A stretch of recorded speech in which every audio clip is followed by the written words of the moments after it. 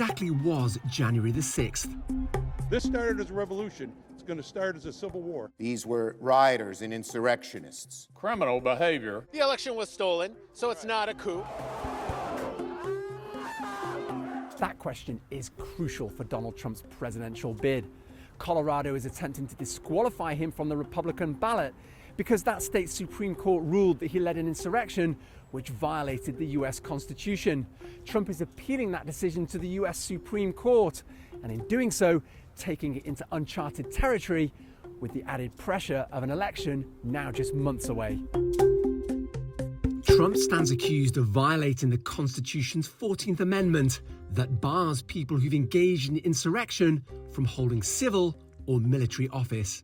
It was written in the aftermath of the Civil War to stop defeated Confederate leaders like Jefferson Davis from holding office again, but has rarely been tested. We have never, since then, had a situation where a president even came close to the line of essentially attacking his own government. And that term insurrection is key to the case before the Supreme Court. We fight like hell, and if you don't fight like hell, you're not going to have a country anymore. Trump's legal team and supporters argue he didn't actually engage in the deadly storming of Congress to stop Joe Biden's certification as president. But this is where it gets complicated for legal experts. Trump himself didn't hold a gun and go and attack the Capitol. Arguably, he incited the insurrection.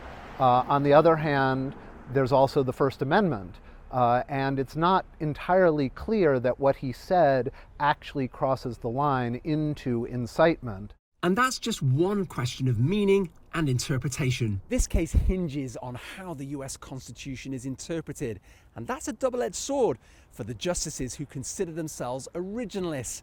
That's taking the US Constitution's words at their plainest and how those words were meant when they were written.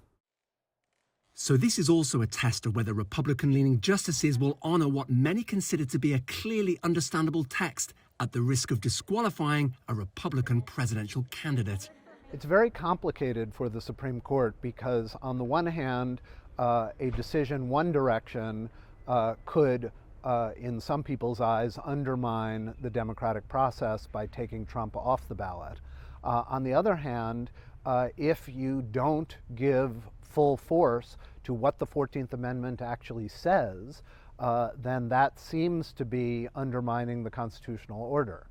So either way, I think this is a very complicated case for the Supreme Court, and I'm very much hoping that whatever they decide it by a unanimous vote. As Trump campaigns as the presumptive Republican nominee while facing 4 criminal trials, including 2 for election interference, he claims he should be untouchable. The least I'm entitled to is presidential immunity, just like any other president. But on Tuesday, a federal appeals court ruled that Trump doesn't have immunity in one of those trials over election interference, an important related decision for which the Supreme Court is expected to have the final word. Owen, Fairclough, CGTN, Washington.